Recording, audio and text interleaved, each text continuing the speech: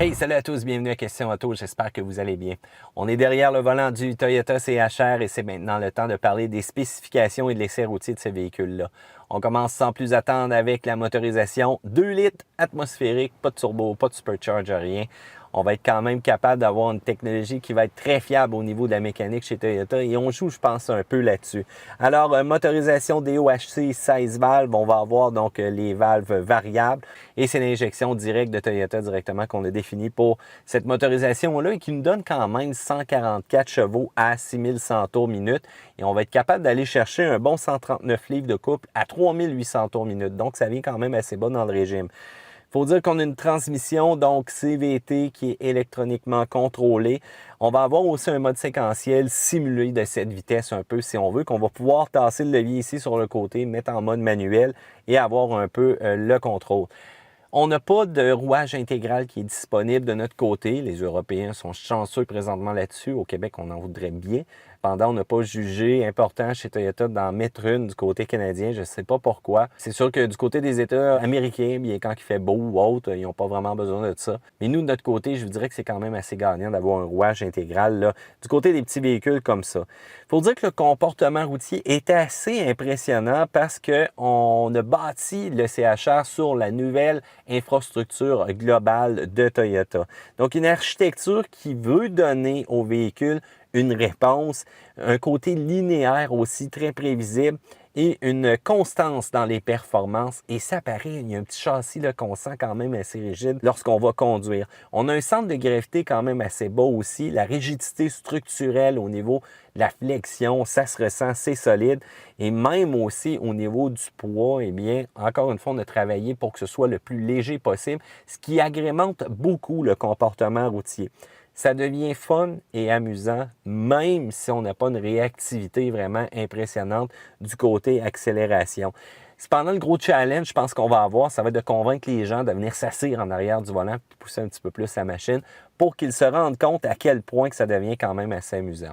Du côté accélération, eh bien, on dit qu'on a un moteur qui est punchy du côté de Toyota. Lorsqu'on lit les papiers, non.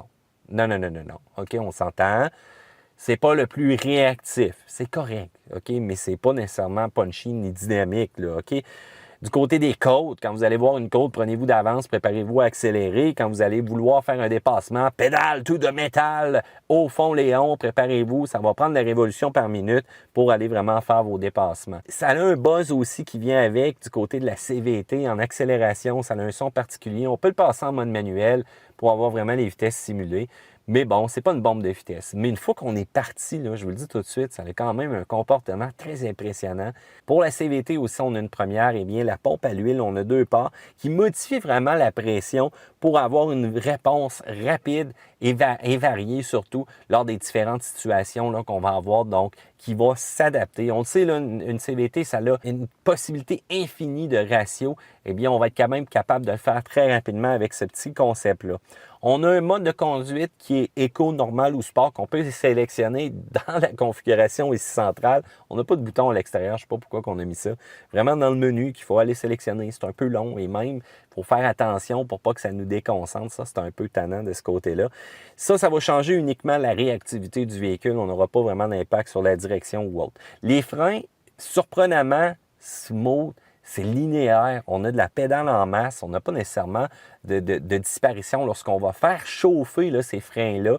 On va avoir quand même une efficacité qui est là. Il faut dire qu'à l'avant, des disques de 11,75 pouces, puis à l'arrière, 11,1. Donc, c'est quand même assez volumineux pour un petit véhicule du genre. La direction, on a créé vraiment la direction pour donner un feeling, pour avoir une certaine réponse.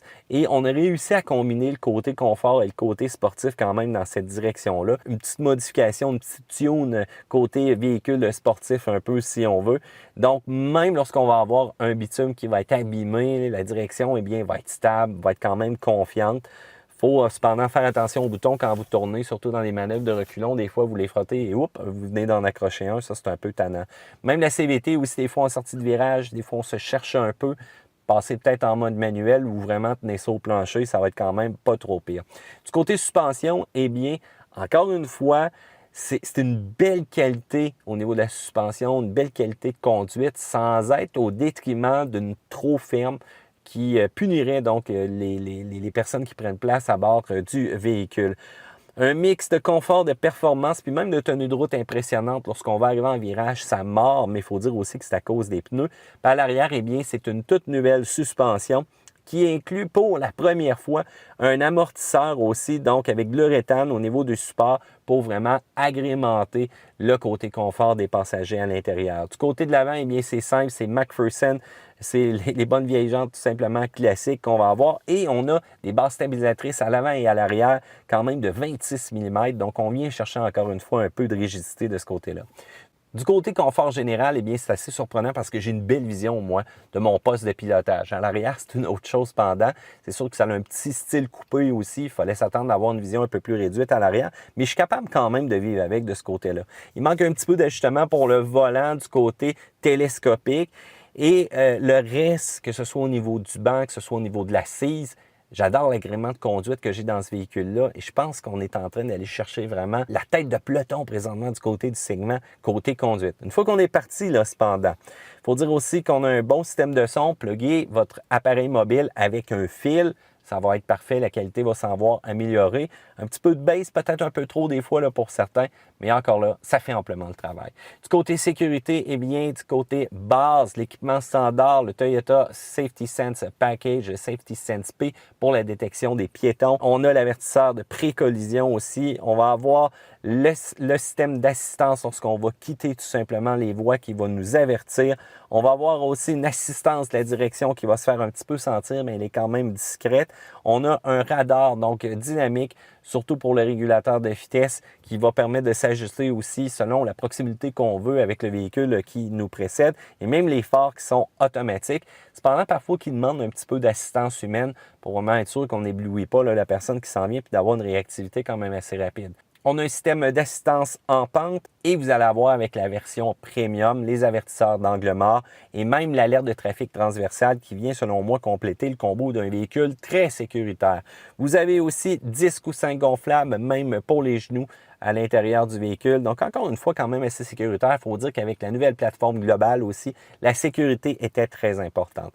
Lorsqu'on parle de consommation, un petit moteur 2 litres comme ça en ville, 8.7 et 7.5 litres au 100 sur l'autoroute, c'est exactement ce qu'on a fait. On est entre les deux. C'est sûr, quand on a poussé le véhicule, cependant, on a tombé un petit peu plus élevé, mais on va être bon pour mettre 53 litres aussi à l'intérieur du réservoir d'essence et on utilise de l'essence de base tout simplement. Donc, un véhicule qui est dynamique, un véhicule qui faut prendre son air, faut qu'il avance une fois qu'il est parti. Vous allez avoir du fun avec ça. Même les pneus, là, on a enfin mis des pneus qui ont de l'allure, qui vont offrir un mordant. Puis le travail combiné du châssis, de la suspension, en fait un des véhicules qui est beaucoup plus dynamique qu'auparavant. On n'était pas habitué avec ça, avec Toyota. Puis je pense présentement qu'on fait quelque chose de très bien. Et surtout que d'après moi, ce petit véhicule-là est capable d'en prendre encore plus. Donc que ce soit une motorisation plus forte, ou encore un petit côté sportif là, qui pourrait être agrémenté là, dans le futur. J'espère que Toyota va le faire. En tout cas, je veux savoir qu'est-ce que vous en pensez, qu'est-ce que vous pensez du CHR, qu'est-ce que vous pensez de son comportement routier. Est-ce que c'est quelque chose qui est important pour vous, ça, d'avoir un petit feeling de conduite quand vous êtes derrière le volant, ou vous, c'est point A, point B, c'est tout, puis que le véhicule soit mou, que le véhicule ne tienne pas la route, ça ne change pas grand-chose. Je veux vous entendre, section commentaires ci-bas. Faites un pouce en l'air parce que vous aimez cette vidéo-là et surtout, abonnez-vous à Question Auto parce qu'on va avoir plein d'autres vidéos pour vous. À plus, gang!